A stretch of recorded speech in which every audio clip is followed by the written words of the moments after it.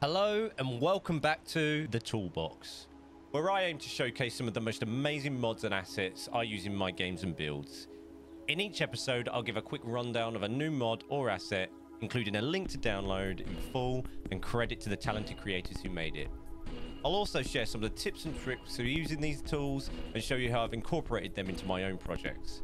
So if you're looking to add some new mods to your own collection or just want to see what's out there, join me as I explore the amazing mods and assets that the community has to offer.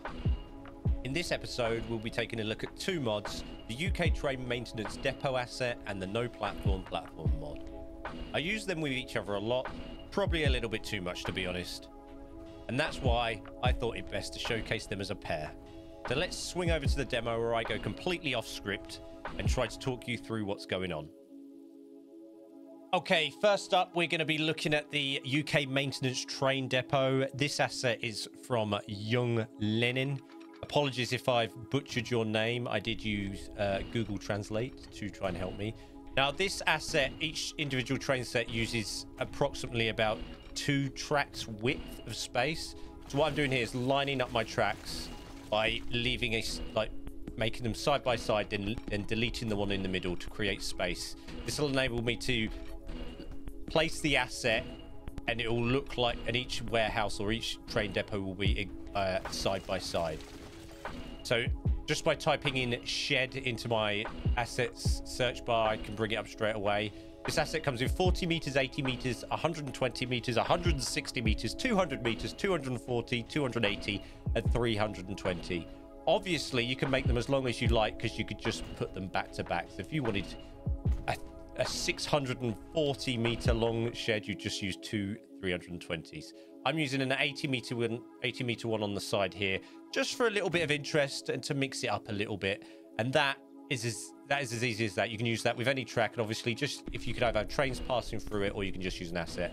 Now we're moving on to the No Platform mod. I've used this a lot along with the train depot, and the reason why I've put them together is because I use them a lot together. This is by, now excuse my absolute butcherness, Zhao Shui, I believe. I'm completely wrong as well, so I apologize. The links to both these mods will be in the description below. Now this mod's great because I use it as a sidings mod and as a depot as well, because you can turn off platform access to it, so you can have it as just where your trains can stop. I use it as an asset for a lot of my passenger trains where they stop for a little while for 10 minutes in between routes, just to add a little bit of realism to the UK inspired rail network series.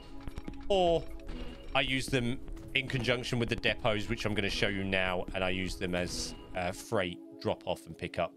As you can see on the right there, I had to offset the track, the non-platform platforms, because they will not place if they're completely aligned. So I offset them a little bit so I can get them nice and tidy and straight with each other. Then I use track to make up the difference so they still look aligned when we place the asset on the top. So what we're going to do here is I think I delete some of this and just realign it a little bit. I'm going to delete the 2 back ones. As you can see there, they're not aligned, so I'm going to add a bit of track in between and a little bit of track next to it, and then I'll delete the track in between just to get them aligned. I've done that because obviously I'm thinking that that's going to be the back, and I want the trains to go as deep into the train shed as possible, and I'm just going to level up this front bit. Not that it's that important, because obviously that would be the end, possibly, if we were building something that was working. It would go off and join up to a main line or whatever, and I'm going to delete that middle bit. Now again, just going to drop straight into the asset thing, and it's already there from last time, and place 2 160 train sheds there. And that is as easy as that, really, guys. I think I'm going to quickly show you here the lengths and the different number of tracks. I think you can use up to 20 tracks on this siding side by side.